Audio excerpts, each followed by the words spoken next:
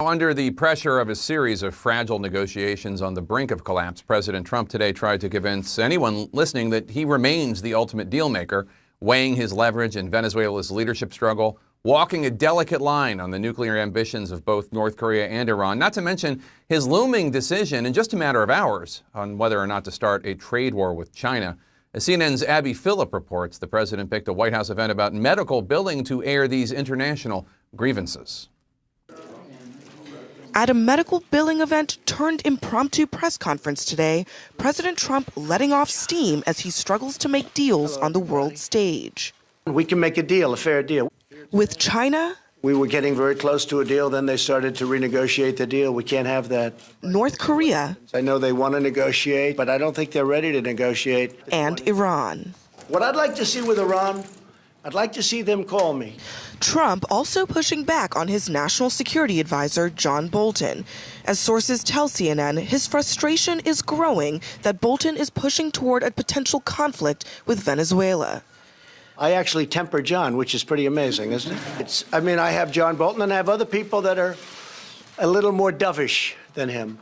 And ultimately, I make the decision. But Trump is the one talking tough on Iran. Is there a risk of military confrontation, sir? I guess you could say that always, right? Isn't it? Always. I don't want to say no, but hopefully that won't happen. Even calling for former Secretary of State John Kerry to be prosecuted for allegedly violating the Logan Act, which prohibits unauthorized people from negotiating with foreign adversarial governments. John Kerry speaks to him a lot. John Kerry tells them not to call. That's a violation of the Logan Act. And frankly, he should be prosecuted on that. A spokesman for Kerry saying, everything President Trump said today is simply wrong. End of story. Meantime, as North Korea provokes the U.S. with missile launches, Trump is urging Kim Jong-un to come back to the table. North Korea has tremendous potential economically, and I don't think he's going to blow that. I don't think so. And if the administration fails in their 11th hour bid to salvage talks with China today, Trump plans to slap higher tariffs on $200 billion in Chinese goods at the stroke of midnight, as he takes a swipe at his predecessors.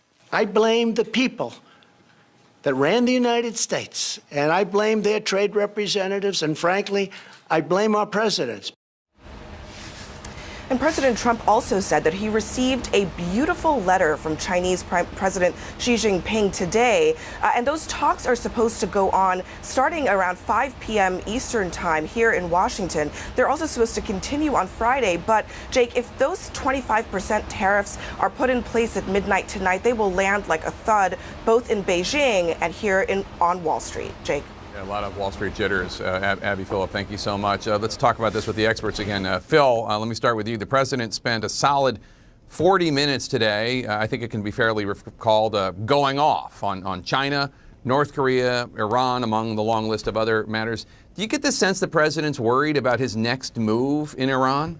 I'm not sure I'd say worried, but I think he understands what he's understood since day one, since he was born, and that is if he's the first out of the box with a message, whether it's on Iran, whether it's on North Korea, whether it's on Venezuela, then he can control the news cycle and he can control how Americans perceive the problem. He did that with the Mueller report. Most people aren't going to look at the details of what's happening with North Korea. The president can say, this is what's going on. I was right. I'll protect our security interests. So if you look at what's going on with North Korea, obviously with missile tests, the contrast to when he walked off the plane is dramatic. But he's controlling the message by getting out there. And I think a lot of people listen to him and won't read the newspapers, Jake. Nia, the president today accusing the former Secretary of State, Democrat John Kerry, of telling Iran not to call his White House and violating the Logan Act. A spokesman for Kerry calling the president's claim simply wrong. I mean, if John Kerry's breaking the law, one would think that the charges would be brought. I mean, is he just making this up?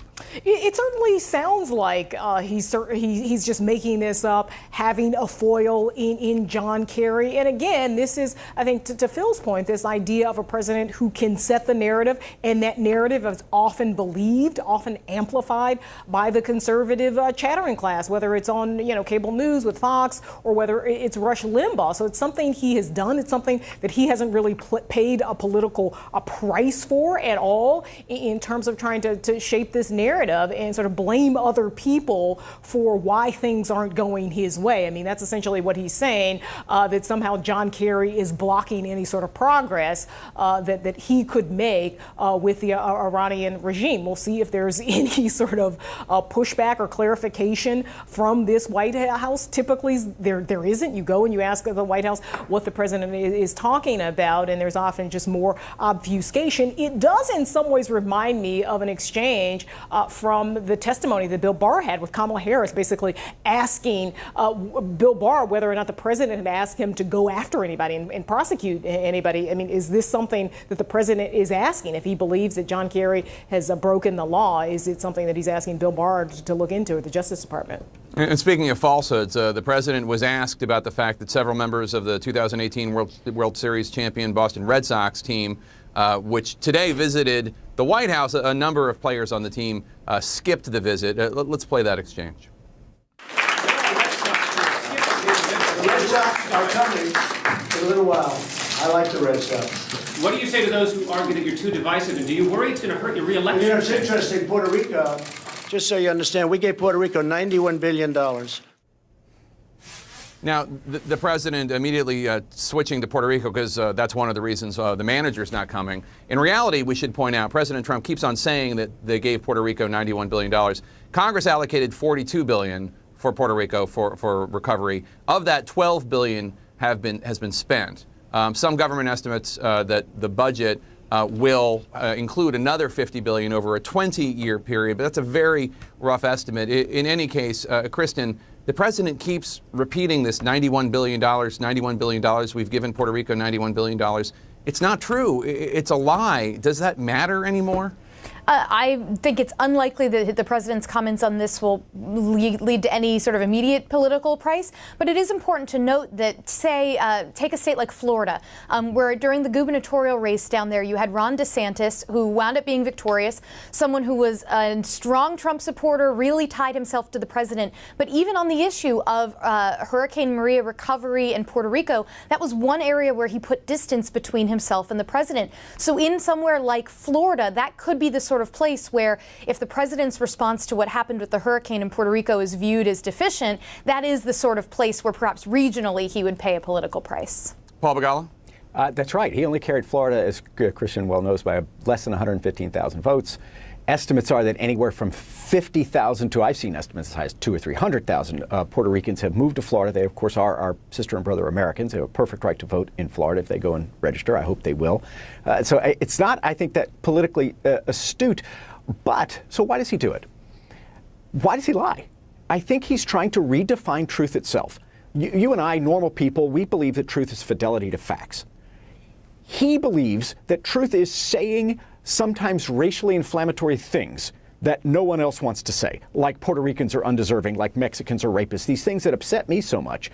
I think he's convinced himself that he can say these really inflammatory things, that somehow that makes them true, even though they're factually false.